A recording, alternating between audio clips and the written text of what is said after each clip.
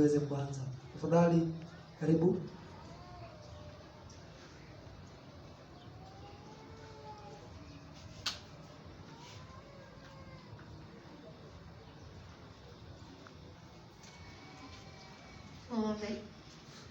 Mtakatifu, mtakatifu Mungu mbingu na nchi, nakushukuru na kulihimidi jina lako.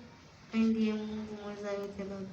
Baba, tutakapoenda kuanza mahubiri, Baba nakuomba utulinde, umlinde mnenaji, awe si yeye bali tuweze kukuona wewe Baba. Nakuomba utuweka watulivu na ubariki watu ambao wako hapa kanisani. Tutakapoenda kumaliza, sifa na shukrani tutakuwa tumekurejeshea katika jina la Yesu Kristo tunaomba. Asante. Ningependa twende moja kwa moja katika kitabu cha Mwanzo 21. Hilo fungu letu kuu, na kutoka pale tutakuwa na maneno machache ambayo tutajifundisha, alafu siku itakuwa imefika mwisho. Kitabu cha Mwanzo 21 mstari wake ni wa 17. Nataka kusoma mnaponisikiliza. Biblia inasema, Mungu akasikia sauti ya kijana. Malaika wa Mungu akamwita Hajiri kutoka mbinguni, akamwambia, una nini Hajiri? Usiogope, maana Mungu amesikia sauti ya kijana huko aliko. Mwambie jirani yako, Mungu amesikia sauti yako. Mungu amesikia sauti yako. Mungu amesikia maombi yako. Nasema hivi kwa sababu unajua kila mmoja anapokuja katika kanisa namna hii anayo maombi ambayo angependa Mungu aweze kumjibu.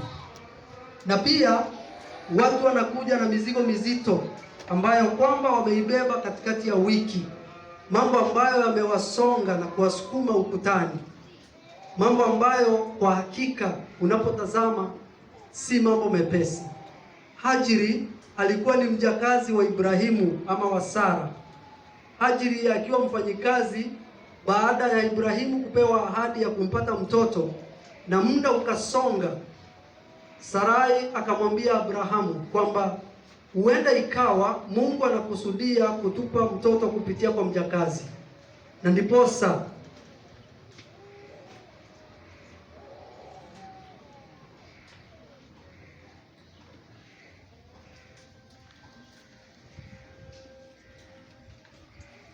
asante, naarifiwa kuna wale walikuwa wanaenda kwa huduma pale hospitalini, na kwa sababu huduma hiyo inahitajika sasa hivi, wale walikuwa wamejiandaa, tafadhali ungane wazee pale ili waweze kwenda kwa huduma hiyo. Asante. Na kwa sababu Mungu alikuwa na mpango mzuri na Ibrahimu, Sarai alipomsawishi mumewe Abrahamu na wakazaa na Hajiri, mambo yakabadilika. Maisha ya Sara na mjakazi wake yakawa tofauti. Pindi aliposhika mimba yule Hajiri, akaanza kumdharau Sara, akakumbuka ama akasahau kwamba alikuwa ni bosi wake. Na jambo hili likawa ni machukizo sana kwa Sara, na akawa anachukizwa sana kwa sababu huyu ni mfanyikazi wake, ameanza kumdharau kwa sababu amepata mimba. Na jambo hili likawa ni baya zaidi, na ndiposa unaporudi katika chapter 16, nataka urudi katika chapter 16, kukaanza marumbano. Kitabu cha Mwanzo 16 kulianza marumbano si haba, yakawa ni mengi sana. Na ndiposa Biblia inasema malaika wa Bwana, verse 7, malaika wa Bwana akamwona kwenye chemichemi ya maji katika jangwa, chemichemi iliyoko katika njia ya kwenda Shuri. Akamwambia, Hajiri, wewe mjakazi wa Sarai, unatoka wapi? Nawe unakwenda wapi? Akanena, nakimbia mimi kutoka mbele ya bibi yangu Sarai. Malaika wa Bwana akamwambia, rudi kwa bibi yako, ukanyenyekee chini ya mikono yake. Maisha yalikuwa si rahisi katika familia ya Ibrahimu baada ya kukosana na Sarai. Maana walipoona kuna vita na mapigano kati ya hao wanawake wawili, Hajiri aliamua kutoka na akaenda jangwani. Lakini Mungu akatuma malaika akamwambia, rudi ukanyenyekee na utulie. Kwa mara ya pili tunapoenda katika 21 sasa ama 21 ya kitabu cha Mwanzo, ndipo tunaona tena mambo yakazidi. Baada ya Sara kumzaa mtoto, akamzaa Isaka, na ikawa ni sikukuu imeandaliwa kwa ajili ya kumwachisha maziwa Isaka. Hapo pia kukaonekana dhihaka katika wale watoto, na ndiposa jambo hili ikamkasirisha sana Sara. Akamwambia Ibrahimu, huyu mtoto mjakazi hawezi kurithi pamoja na mtoto wangu. Na ndiposa Ibrahimu akawa na uchungu, maana watoto wote ni wake. Lakini Mungu akamwambia Ibrahimu, kile atakachokuambia Sara fanya. Ndiposa akamwambia mfukuze. Biblia inasema Ibrahimu akaamka asubuhi, akawaandalia mkate, akawaandalia na maji, na akawaachilia waende, asijue aendako, na akatoweka. Ndiposa unapoingia katika fungu ambalo tumesoma, alikuwa ametembea kwa muda mbali sana. Chakula walichokuwa wameandaliwa kimeisha, maji yameisha. Sasa hajui afanye nini. Natumai tunaandamana pamoja, maana huenda nikamaliza pasipo wewe kujua. Chakula kimeisha, mambo yameharibika. Ndipo Hajiri akasema maneno yafuatayo, wacha nimwache mtoto huyu hapa chini ya mti, niende mbali kiasi cha kurusha mshale, hili nisije nikashuhudia mtoto wangu akifa. Maisha yalikuwa yamemsukuma Hajiri kiasi ya kwamba aliona mwisho. Hakuwa na matumaini tena katika maisha haya. Hakuwa na matumaini kwa mtoto wake, ila alijua kwamba wakati shida zinapokuja, wadhaifu ndio utangulia kuangamia. Na ndivyo ilivyo wapendwa. Hata leo tunapozungumza, dunia inapoingia vita, kunapokuwa na shida, wale wanyonge na wadhaifu ndio wanatangulia kuumia, maana ndio watalala njaa kwanza. Wale wasio na pesa ndio watakosa matibabu muhimu. Wale wasio na ajira ndio watahangaika kuzunguka huku na kule, kwa sababu taabu zinapokuja, wale walio wanyonge na wadhaifu ndio wanaanza kuumia kwanza. Hajiri akafahamu jambo hili, na akajua mtoto wake, kwa sababu yeye bado ni mdogo, kwa sababu ya kiu na njaa huenda akafa, na akasema, sitaki kushuhudia mtoto wangu akifa. Akamweka kando na akaenda kiasi mbali. Ndipo Biblia inasema malaika wa Bwana akamuita Hajiri na kumwambia, Mungu amesikia sauti ya kijana. Bwana asifiwe. Mungu amesikia sauti ya kijana. Na ndipo mahubiri yetu ya leo yanasema, Mungu amesikia sauti yako. Nasema hivi kwa sababu nazungumza leo na kanisa ambalo limejaa watu washiriki ambao wengi wao ni watoto ambao wazazi wao na wamekosana, hawaelewani, hawawezi kupata mambo muhimu katika familia yao kwa sababu ya malumbano ya wazazi.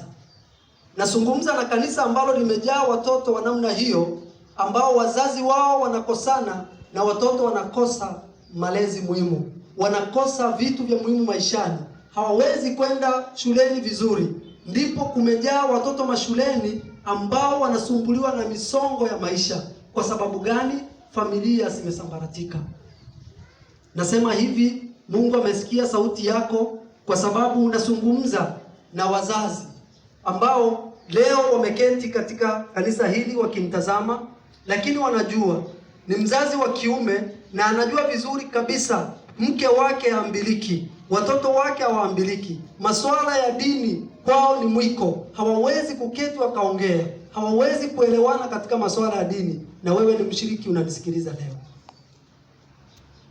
nazungumza na washiriki akina mama ambao kwamba wanajua vizuri kwamba wazee wao hawaambiliki kitu, wanajua vizuri kwamba hawawezi kuelewana katika masuala ya yote katika ndoa, watoto wao hawasikii, wamekuwa ndio wanaotajwa mtaani kila siku. Hali hii ndiyo inaokumba dunia kwa sasa, ya kwamba dunia imejaa watu na familia ambazo zimevunjika na kukata tamaa. Lakini mchana wa leo nataka nikwambie usikate tamaa.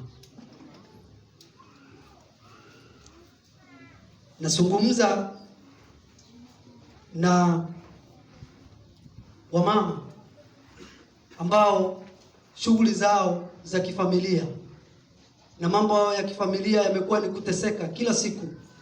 Ni yeye amke afanye shughuli zote, anang'ane maisha yote, ashughulikie mzee, ashughulikie mama, ashughulikie watoto, ashughulikie familia. Na ni mshiriki ambaye ananisikiliza leo. Imefika mahali mpaka anataka kukata tamaa, anataka kusema nitaendelea hivi mpaka lini? Lakini nakusii mpendo, usikate tamaa. Nazungumza na familia ambazo kwa muda mchache mno wamepoteza wapendo wao. Wamekuwa katika hali ya majonzi wakiomboleza kwa sababu ya wapendo ambao wameaga, aidha kutokana na gonjwa la corona au kutokana na mikasa inayotokea katika dunia. Siku mbili zimepita, niliona kuna ajali ilifanyika njia ya Malindi, simuliona, ikaua watu wengi.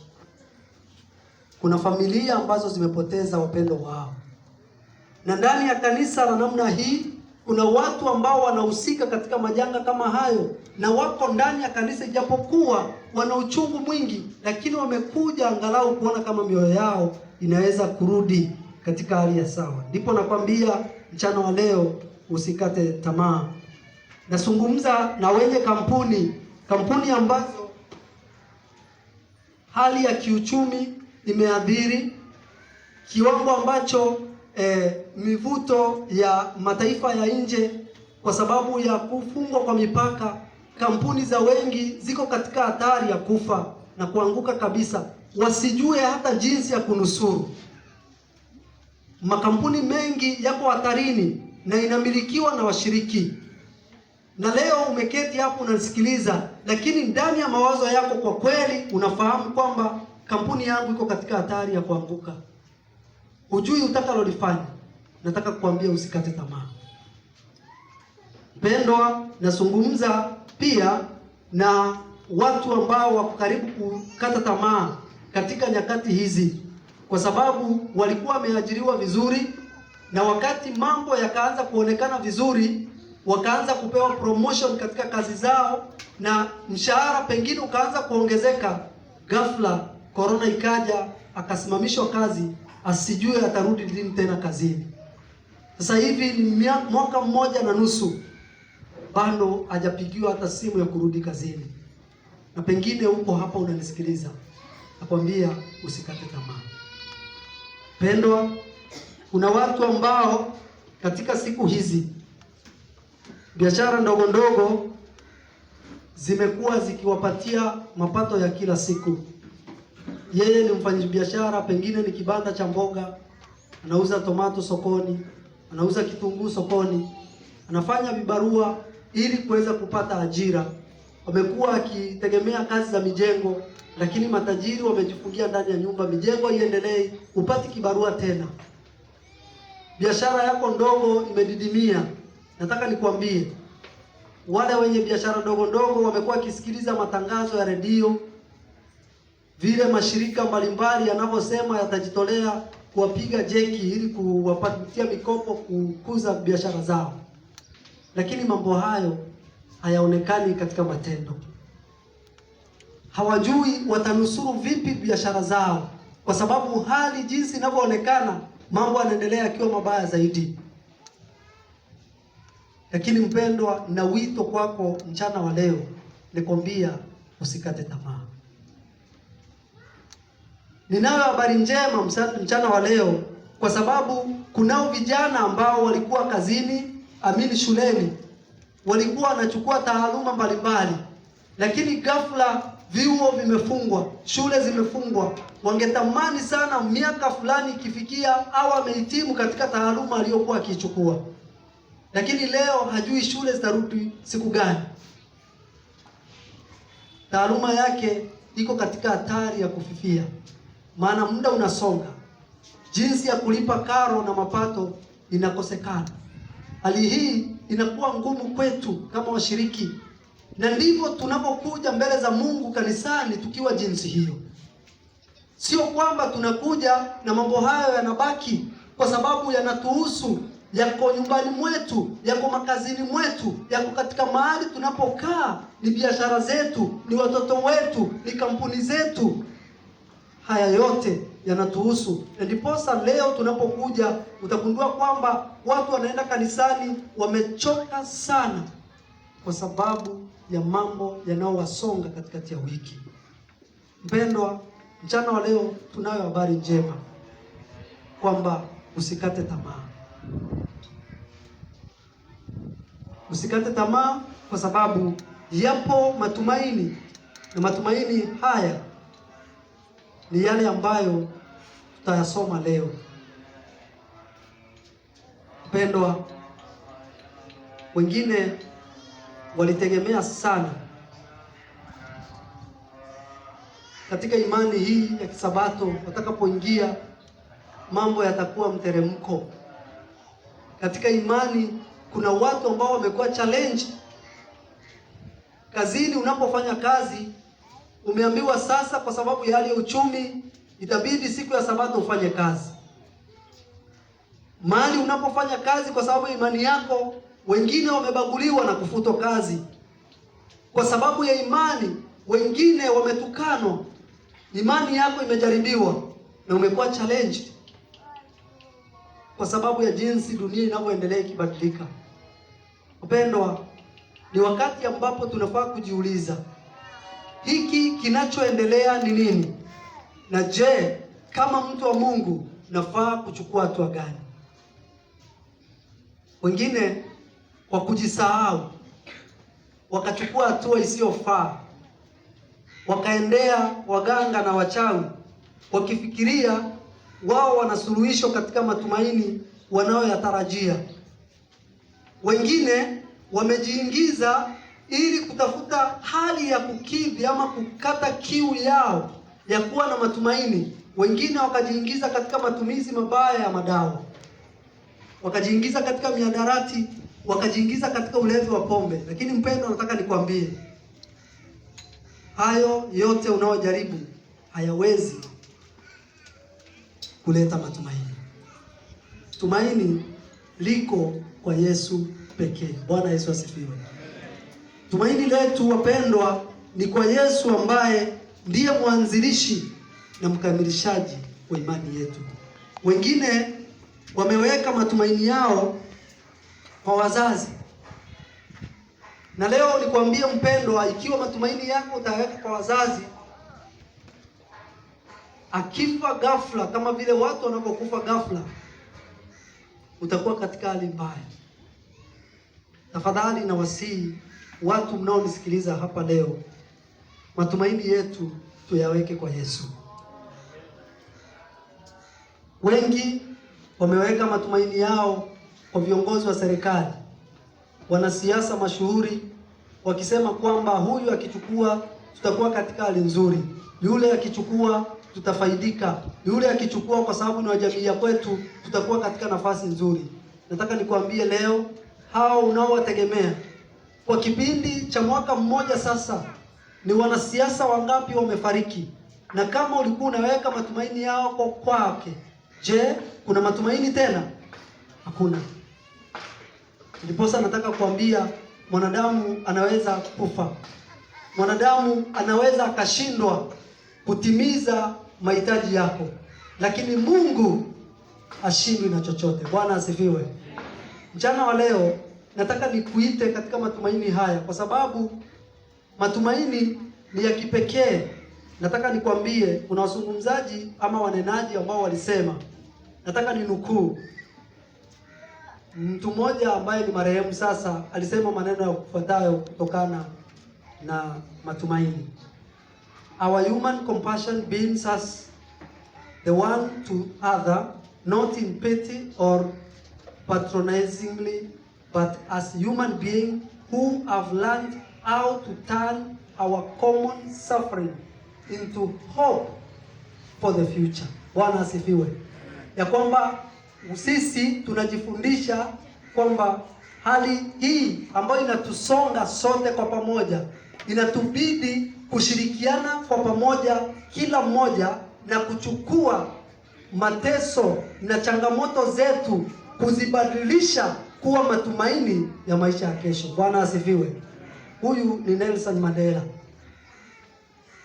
Mwingine akasema hivi, we must accept finite disappointment but never lose infinite hope. Lazima tukubali kuvunjika moyo kwa muda, kutaka ambako kunaweza kukaisha, lakini tusikose matumaini ya umilele. Bwana asifiwe. Tusikose hilo. Kuvunjika moyo kuko, kupata changamoto kuko, lakini haya yote ni ya muda. Lakini tuwe na tumaini la umilele ambalo halitakoma. Huyu ni Martin Luther King. Mwingine wa mwisho nataka nisome, akasema maneno yafuatayo. Hope is being able to see that there is light despite all the darkness. Matumaini ni wakati ambapo wewe utakapokuwa unaona mwangaza ijapokuwa kuna giza totoro. Nataka nikwambie, huenda mambo yanayokusonga, kila mmoja akipewa nafasi kusimama mbele na kusimulia, tutalia sote hapa machozi. Najua yanayokusonga ni giza tupu, lakini tumaini ni wakati ambapo utakapoona nuru mahali ambapo kuna giza. Bwana asifiwe. Huu ndio wito wangu mchana wa leo, ya kwamba tunapozungumzia habari ya matumaini, matumaini yapo kwa Yesu, na sio kana kwamba Yesu ajui mambo tunayoyapitia. Sio kana kwamba Yesu amepatikana na mambo haya kwa surprise. Hapana. Kitabu cha Mathayo 24. Nataka kuwe na msomaji atakayenisomea, maana na mafungu machache ya kusoma. Mathayo 24 mstari wake wa 20 mpaka 22. Biblia inasema Mathayo 20 mpaka 22.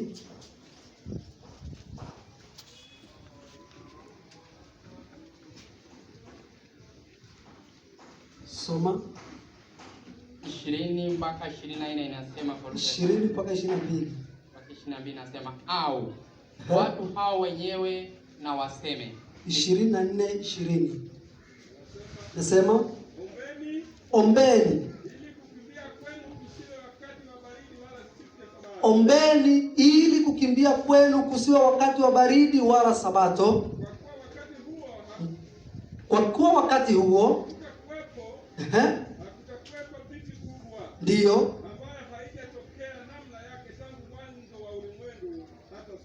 Bwana Yesu asifiwe.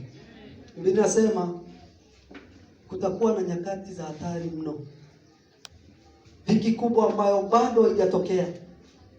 Ukirudi katika 24:6 inakwambia haya tunayoyaona leo bado.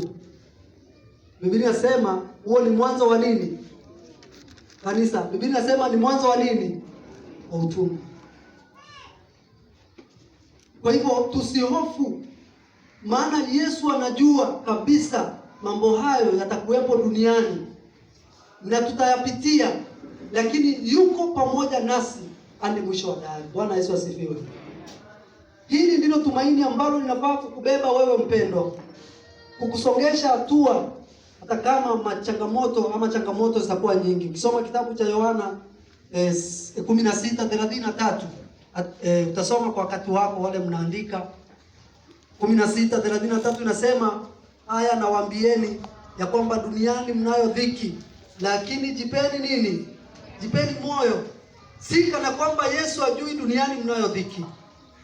Yesu anafahamu vizuri kabisa duniani mnayo dhiki, lakini anasema jipeni moyo, maana mimi nilishinda yote. Bwana asifiwe. Kitabu cha Yohana 14:27. Mtu asome 14:27, soma. Nasema amani na waachieni, amani yangu nawapa, ndiyo niwapavyo mimi, sivyo kama ulimwengu upavyo. Msifadhaike mioyoni mwenu, ndiyo, wala msiwe na woga. Ndiyo. Asante. Biblia inasema amani na waachieni, na amani na wapa mimi. Yesu anasema sio kama dunia inavyopeana. Msifadhaike wala msiwe na uoga. Bwana asifiwe. Ni nini kinachokuogopesha wewe? Nikuulize leo, ni bidii gani umefanya kwamba mpaka leo wewe uko hai? Ipo? Hakuna. Imemgharimu Mungu kukupitisha chini ya magorofa ambayo ungeporomoka. Maana shetani na majeshi ya malaika, majeshi ambayo kila unapopita chini ya gorofa wanatamani waporomoshe hiyo gorofa ukufe pale chini, lakini malaika wa Mungu anazuia. Mnapita katika magari kila wakati, malaika waovu wanatamani sana kukosesha dereva mwelekeo ili gari ambayo umeabiri iweze kugongana na gari nyingine ufe, lakini malaika wa Mungu wanaepesha. Ni gharama kubwa ya kwamba Mungu anajua duniani mnayo dhiki, lakini anasema jipeni moyo, maana nilishinda dunia. Bwana asifiwe. Mchana wa leo sisi tunahitaji kumwomba Mungu atusaidie.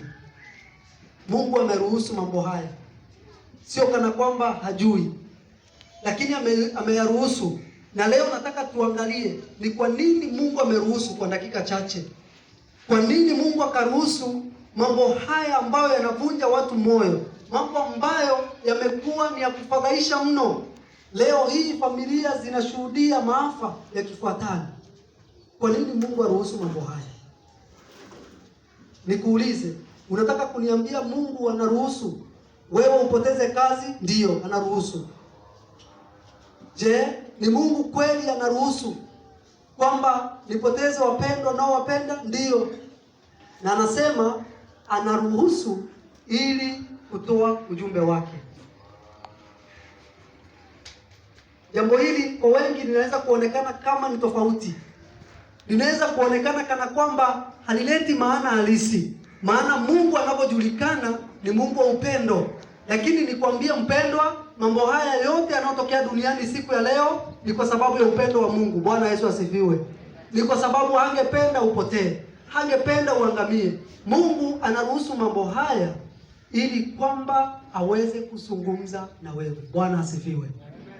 Mungu anataka azungumze na wewe. Mungu anazungumza na wewe wakati biashara yako inafilisika mpaka inafunga. Ni Mungu anataka azungumze na wewe. Ni Mungu anataka azungumze na wewe wakati ambapo ndoa yako imesambaratika na kuvunjika. Anataka uangalie ni wapi ulikokosea ili unapoirekebisha irudi sawa. Bwana asifiwe. Ni Mungu anazungumza na wewe wakati ambapo upo kitandani ukiugua. Ni Mungu anataka azungumze na wewe wakati hali ya uchumi inaendelea kudidimia. Ni Mungu anataka azungumze na wewe. Nataka nisome nukuu moja katika kitabu cha Patriarchs and Prophets. Wale mnaandika ukurasa wa 470 na nitasoma kipengele kidogo pale. Nasema God speaks to his people in blessings bestowed. And when these are not appreciated, he speaks to them in blessings removed. Mungu huzungumza na watu wake kwa mibaraka anaowapa. Na ikiwa kwa muda utasusia kutambua mibaraka Mungu aliyokupa, atazungumza nawe kwa kuiondoa mibaraka. Sasa nataka uangalie, Mungu anazungumza na wewe kwa kuondoa mibaraka sasa. Kwa nini? That they be led to see their sins and return to him with all their hearts. Ili uweze kuona dhambi zako na umrudie kwa moyo wako wote. Nataka utafakari neno hili. Kumbe kuna uwezekano mkubwa kwamba changamoto unazozipitia Mungu ameruhusu ili azungumze na mimi. Kwa nini? Kwa sababu wakati ulikuwa na muda wote wa kusoma hukumjali Mungu. Hiyo ni mibaraka uliopewa. Wakati ulikuwa na muda wote wa kumwabudu Mungu hukumsimamia. Wakati ulikuwa na muda wote familia yako ina furaha hukumtanguliza Mungu. Wakati ulikuwa na muda wote wa utajiri katika kampuni yako, hata zaka na sadaka hukutoa. Wakati ulikuwa biashara yako inanawiri, hata kanisani ulikupata nafasi. Leo Mungu ameondoa mibaraka hiyo, bado anataka azungumze na wewe.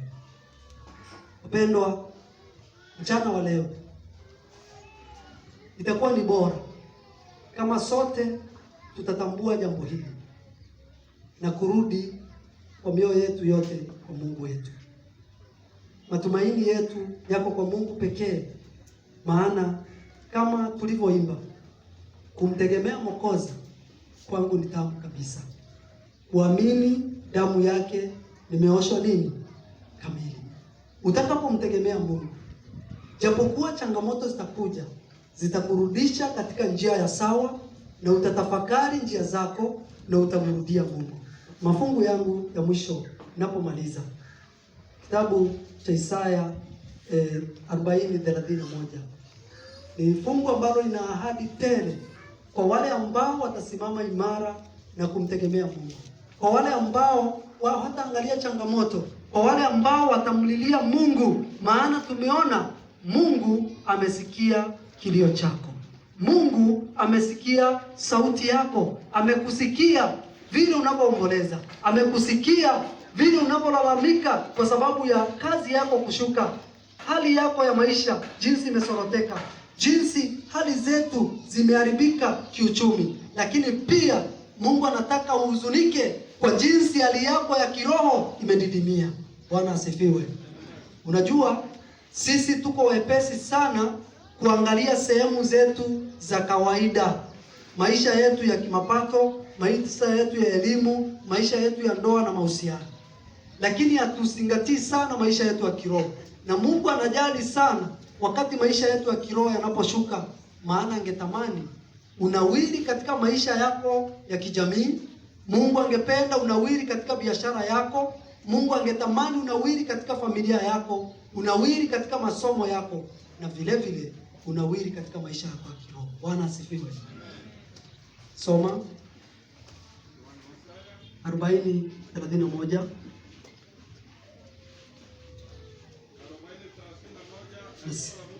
Nasema bali wao wangojeao Bwana watapata nguvu mpya. Bwana asifiwe. Sikia, yaani anasema hivi, wale wangojeao Bwana, Jumatatu akienda kufungua biashara yake, anaenda amekuwa amechaji tena. Bwana asifiwe. Ataenda na nguvu zote, ataenda akiamini kwamba Mungu amemtangulia na kila kitu kitaenda sawa, kwa sababu atakapotoka kwa nyumba yake, kama alikuwa anasahau kuomba kabla hajatoka, ataomba siku hiyo ili aende katika kazi yake. Wale wamngojeao Bwana watapata nguvu mpya. Soma, watapanda juu kwa mbawa kama tai, watapiga mbiu wala hawatachoka. Bwana asifiwe. Bwana Yesu asifiwe. Unajua kupiga mbiu na kutochoka. Ni hivi, Hajiri alipotembea mpaka jangwani, alifika mahali akachoka, maji ikaisha, chakula ikaisha, akakata tamaa. Lakini sikia, wanaongojea Bwana, hata atakapoona biashara yake imeenda chini kabisa, bado atakuwa na nguvu mpya. Bwana asifiwe. Atamngojea Bwana kwa sababu anajua Mungu ana mpango mzuri na maisha yake. Bwana asifiwe. Hakuna chochote kitakachoweza kukutenga na upendo wa Mungu. Mpendo, mchana wa leo nataka nikwambia kwamba fungu ambalo nataka tulisome la mwisho, kitabu cha Warumi 15 fungu lake la 13. Warumi 15:13.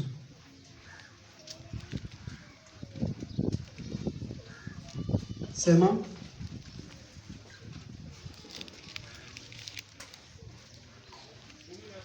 Kumi na tatu, soma. Asema,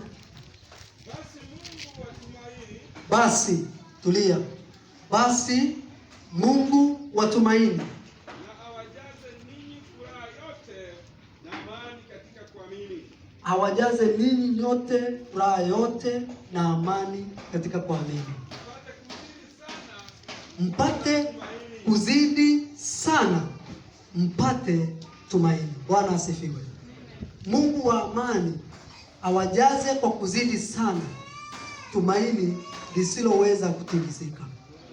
Mungu awajalie kwamba ijapokuwa mambo ni mengi unayoyapitia, kwanza shughulikia lile la muhimu kwanza, ambalo ni kutafuta kwanza ufalme wa Mungu, na hao mengine yote Mungu atafanya nini? Atakuzidishia. Utakapotafuta Mungu kwanza, utakapotafuta ufalme wa Mungu kwanza, ndipo hayo mengine yote Mungu atakuzidishia. Mchana wa leo sijui ni wangapi ambao wanasema ni kweli, mimi nilikuwa nimeona giza katika maisha haya, na hali ya uchumi imenipeleka mpaka nikawa nakata matumaini.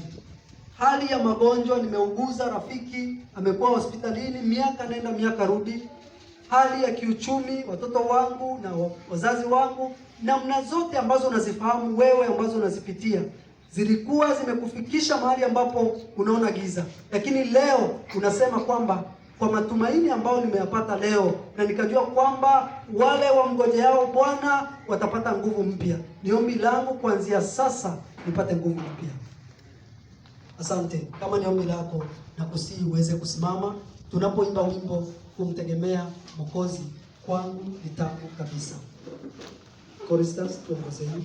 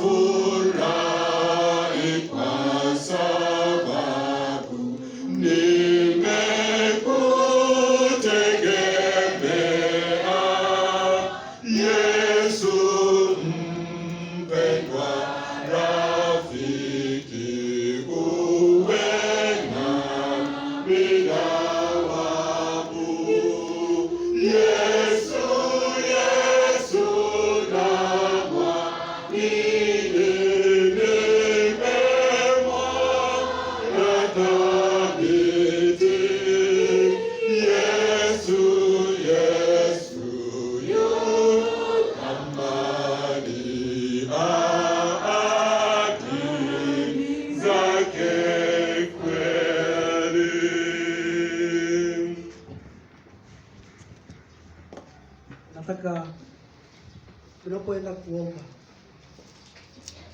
Wewe pekee ndio unajua lile ambalo huenda limefanya imani yako imeanza kufifia. Maana tumegundua Mungu ameruhusu changamoto ziweze kuwa duniani ili azungumze na wewe. Azungumze na wewe ili utambue dhambi yako na ili uweze kumrudia kwa moyo wako wote. Na kwa sababu hii, tutakapokuwa tukiomba, omba Mungu akusaidie katika hali hiyo.